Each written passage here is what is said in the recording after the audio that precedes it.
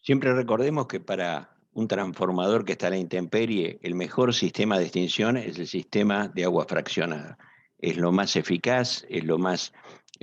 certero, es lo más rápido desde el punto de vista de la extinción. Es un sistema automático que usa agua, pero que puede dispararse sobre un sistema como un transformador energizado sin ningún tipo de riesgo.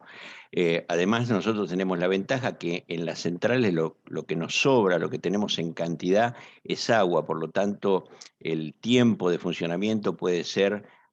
infinito. Nosotros no tenemos ningún problema, ninguna restricción de agua, que además en general suele ser agua de buena calidad. Por lo tanto, lo único que necesitamos es un sistema de bombeo, válvulas reguladoras o de disparo para cada una de las instalaciones que estamos protegiendo, y nosotros con un solo sistema de agua presurizada podemos proteger, podemos alimentar los hidrantes que podamos tener en la planta, el sistema de agua fraccionada y algún otro sistema de agua con muy buena eficacia. Lo único que necesitamos es un sistema de bombeo que tenga una alimentación externa o dos alimentaciones para que no nos quedemos sin tensión, o puede haber eh, motores de corriente alterna y de corriente continua. Es decir, tenemos un montón de opciones con muy buenos resultados. Recordemos siempre que nos queda la parte inferior, donde lo que vamos a tener son sistemas hidráulicos, sistemas de regulación, sistemas de control de vibraciones, distintos sistemas que funcionan con algún tipo de lubricante, como aquellos que alimentan los cojinetes de empuje, los cojinetes guía, para evitar que haya vibraciones, para evitar que haya calentamiento. Recordemos siempre que los puntos calientes en los rodamientos de turbinas, o los rodamientos de los generadores, o los rodamientos guías o de empuje, deben detectarse rápidamente para prevenir pérdidas de energía por un aumento de rozamiento y protección de los equipos contra daños y fallos. Pero también necesitamos algún sistema de detección de incendios para poder detectar rápidamente cualquier fuego que se genere en toda esta zona, donde hay un montón de tuberías y de mangueras hidráulicas que pueden tener presión y necesitan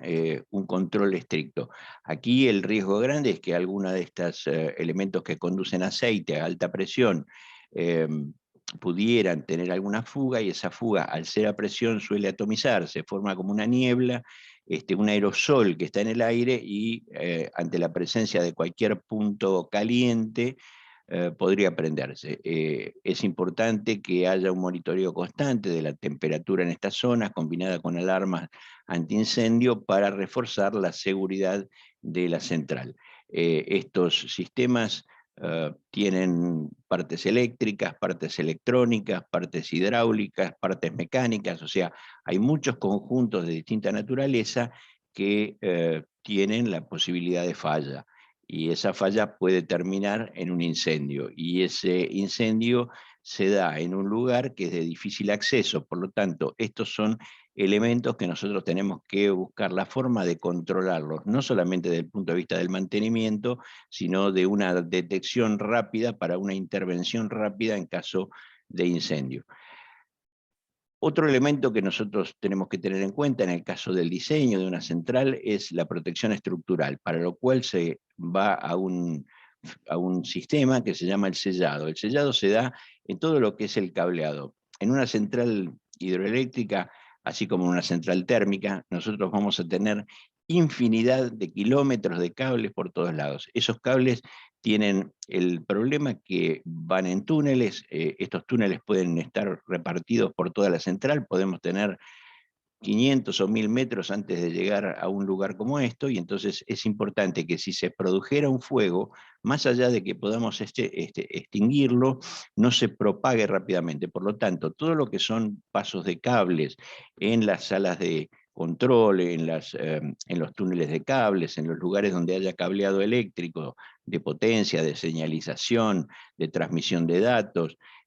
cables de cualquier naturaleza que transporten alguna señal eléctrica, tenemos que recurrir al sellado de los lugares o los pasamuros de esos lugares. También se puede recurrir al el pintado de los cables con pinturas ignífugas, y algún sistema de protección estructural que nos impida la transmisión de fuego a través de las bandejas de cables, por ejemplo.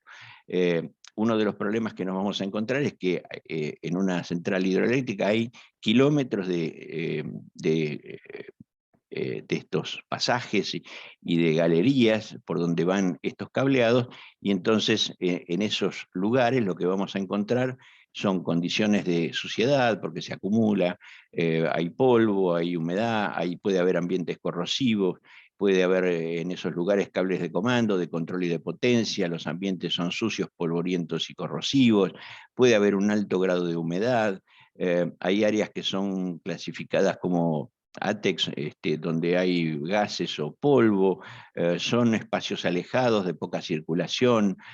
se hace un control visual esporádico, no se recorren permanentemente, no hay gente, dependerá mucho también en algunos casos de la antigüedad de los cables, de la frecuencia de mantenimiento, tratando siempre de detectar puntos calientes a través de termografía.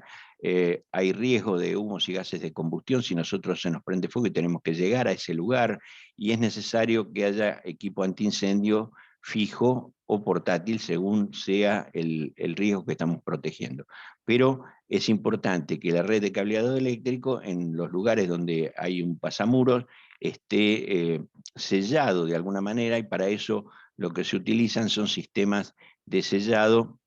a través de distintos procesos o distintos sistemas que pueden dar muy buen resultado en todos los casos. Eh, en algunas salas de cableado, como estos túneles de cables que vemos aquí, el problema es que si hay un cortocircuito o un cable falla y se prende fuego, el cable actúa como si fuera una mecha, o sea, va llevando el fuego a lo largo de toda la bandeja de cables o a lo largo de todos los soportes, puede prender otros cables, cuando se quema la protección externa, la aislación, si no hubiera alguna protección o si falla alguna protección, se produce un cortocircuito y es como un efecto en cadena que después para reponer todo esto es muy complicado. Uno de los problemas más usuales es que en esos lugares donde se llevan cables puede haber espacios que no son limpiados habitualmente, entonces podemos tener mucho polvo, podemos tener humedad, es decir, puede haber fugas de agua que filtran a través de la represa, y eso tenemos que controlarlo y tenemos que buscar el formato para que haya barreras de sellado, cortafuego, que impidan el paso del fuego permanentemente en caso de un incendio. Esto nos va a salvar la mitad del cable, pero va a impedir que se queme absolutamente todo. Esos sistemas o barreras de sellado los hay de 1000 formas diferentes. Hay morteros que son antifuego, hay algunos sistemas que son simplemente con pinturas, que lo que hace es cubrir todo el cable y evitar la propagación del fuego, dándole una resistencia de lo que se llama F90 o 90 minutos de resistencia al fuego antes de que el cable se queme. Hay sistemas de sellado para cables y cañerías a través de unas bolsitas que se van acomodando y que tienen la ventaja que si uno tiene que pasar un cable, saca algunas bolsitas, pasa el cable, las vuelve a poner y el sistema vuelve a quedar sellado. Estos sistemas son sistemas probados, son sistemas que se usan desde hace muchísimos años, se pueden poner en lugares donde tengo cables directamente o tengo bandejas de cables. Hay sistemas que inclusive cuando el fuego los toca lo que hacen es dilatarse y producir un sellado inmediato. Hay sistemas de barrera de muchísimas formas diferentes que todas sirven para este tipo de cosas. El problema es cuando esto no está, se produce un fuego, en este caso no son cables, sino que son cañerías que también pueden conducir algún tipo de fluido que pueda ser peligroso, pero en general en el caso de los cableados se le pone algún tipo de estos sellados para cables y cañerías que lo que hace es detener la posibilidad del fuego en forma inmediata. Este es un disco intumescente, por ejemplo, que se expande y lo que hace es producir un sellado inmediato. El otro elemento importante, y ya como para ir terminando esta explicación sobre los fuegos en centrales hidroeléctricas, es un tema importante que es la formación y capacitación del personal propio a través de cursos, de entrenamiento, de simulacros, de ejercicios, pero no ejercicios solamente teóricos, sino practicar con los equipos contra incendio, ponerlos en funcionamiento, saber cómo funcionan, saber cómo se paran para que no se me inunde más allá de lo necesario. Y en esas capacitaciones es importante la participación de los bomberos zonales. ¿Por qué? Porque las centrales son espacios muy complejos desde el punto de vista edilicio, desde el punto de vista del desplazamiento, hay mucha escalera, mucho túnel, muchos espacios que no son fáciles de acceder, y entonces es importante que tanto el personal como los bomberos zonales haga su teoría de protección contra incendio, conozca los riesgos que tiene, dónde están esos riesgos, cómo se accede a esos riesgos y se haga toda la capacitación necesaria que después se complementará con lo que son entrenamientos prácticos, desde simulacros, trabajo con extinguidores, trabajo con líneas de mangueras, uso de equipos de protección respiratoria, trabajo en conjunto con los bomberos zonales, es decir, todos los elementos propios de lo que establece la ley, la formación de brigadas contra incendio, o lo que haga falta para que la gente conozca cuáles son los riesgos, sepa cómo manejarlos. Vimos recién una noticia donde hubo 9 muertos, probablemente porque no se los capacitó lo suficiente, o hubo algún problema que generó la pérdida de 9 vidas, lo cual es una barbaridad desde el punto de vista de la seguridad. Recordemos siempre que el trabajo del hombre de seguridad es hacer todas estas tareas, recorrer, mirar, estar presente en los trabajos, tener cuidado con los contratistas que a veces no conocen la zona y pueden hacer un desastre. Eh, con esto, bueno, hemos terminado con lo que es la protección contra incendio en centrales hidroeléctricas. Espero que les haya servido, que les sirva, y por supuesto que volveremos con algún otro tema. Así que buenos días, muchas gracias por seguirnos.